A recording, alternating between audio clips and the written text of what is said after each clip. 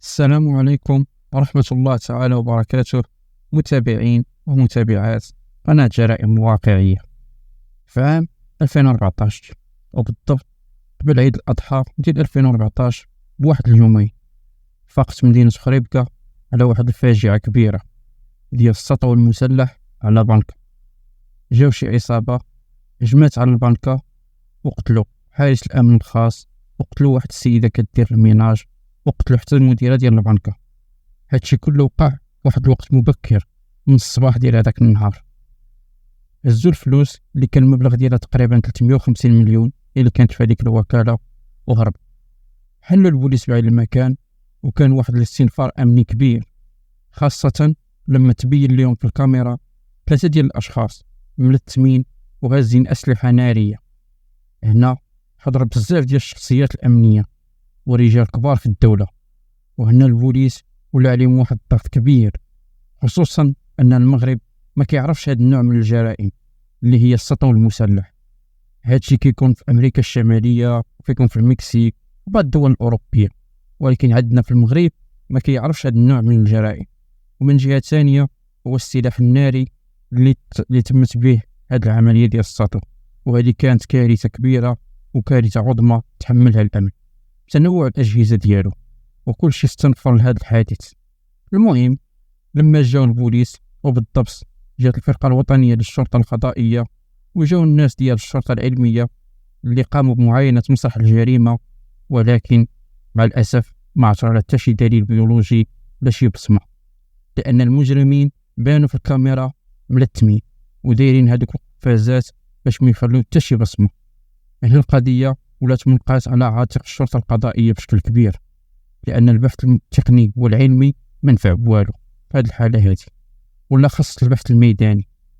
الفرقة الوطنية للشرطة القضائية عندها هنا معطى واحد اللي يمكن تنطلق منه، اللي هو هذاك تسجيل الكاميرا اللي بانوا فيه 3 ديال الأشخاص كيتحركوا وهازين أسلحة نارية.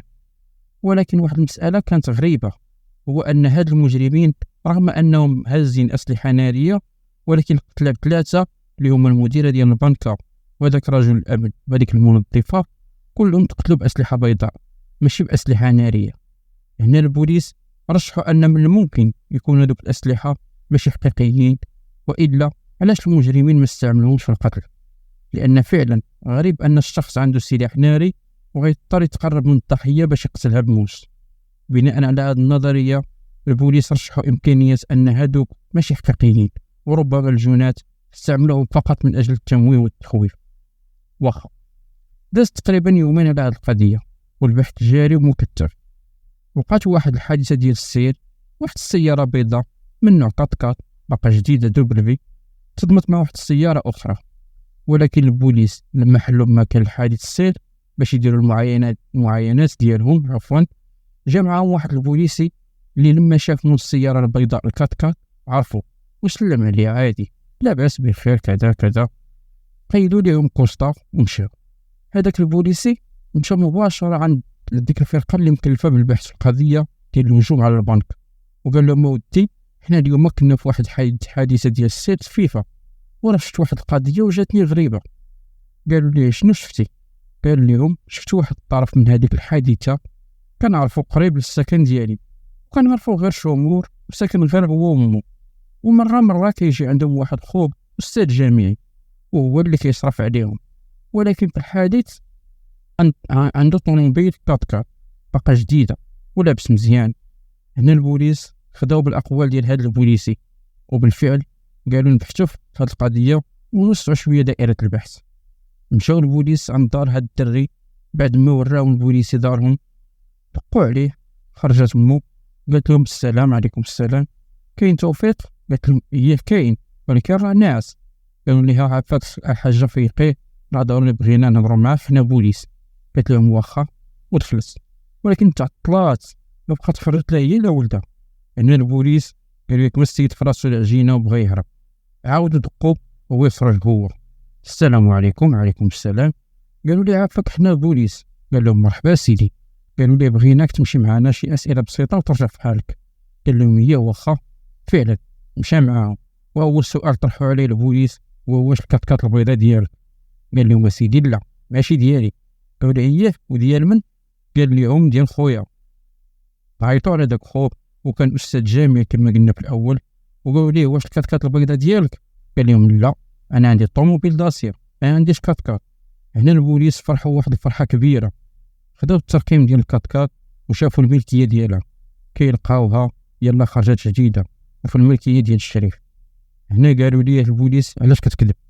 وهنا باش نضيف واحد القضيه، كانت واحد المفاجاه كبيره بزاف بالنسبه للبوليس لما تدخل في هذه اللحظه داك الاستاذ الجامعي اللي هو الاخ ديال هذا الشخص هذا، وقال للبوليس انا خويا ما عندوش حتى مليون صحيح، وانا اللي كنصرف عليه هو وامي، كيفاش يقدر يشري كارت جديده؟ والصدفه الكبيره هي ان هذاك الاستاذ الجامعي مرته هي المديره ديال ديك البنكه اللي تقتلات. هنا قالوا لي غنمشيو معاك للدار. هزوه مشاو معاه لدارهم وداروا واحد التفتيش دقيق للمنزل، بعد ما خداو امر بالتفتيش من النيابه العامه، ولكن ما لقاو والو، الا ان واحد المفتش من هادوك البوليس اللي مشاو كيفتشوا في المنزل ديال هذا الشخص هذا طلع كيقلب في السطح، لقى شي 4 ديال الخناشي ديال الكياس كيكون في البنك كما كنعرفوا كاملين، وباقي داك الكياس باش تتفلر. اي كنبغينا نقولوا ان الخناشي عامرين بالكياس، ولكن باقا شي حاجه في الارض، هو يخوي وحده من دوك الخناشي. كانت واحد المفاجاه كبيره بزاف. من بعد ما خوا داك المفتش واحد الكيس من دوك الاكياس اللي فيهم الكياس، طاح واحد الصاك، دوك السكه اللي كيديروا فيهم اللوازم ديال الحمام، حلوه لقاوه متكوك بالفلوس. عيط عليهم طلعوا شافوا داك الشيء وقالوا ليه شنو هادشي يا سي محمد؟ هنا لقى راسو امام امر الواقع، وقال لهم انا اللي سرقت البنكه، ولكن ماشي انا اللي قتلت، صحابي اللي قتلوا مرت خويا وهادوك اللي كانوا في البنكه. هنا خوه اللي هو الراجل ديال ديك المديره ديال البنكه غفل البوليسي وضرب خوه بواحد التصرفيقه. على اي رجعوا البوليس للكوميساريه، قالوا ليه فين صحابك؟ قال لهم كاينين.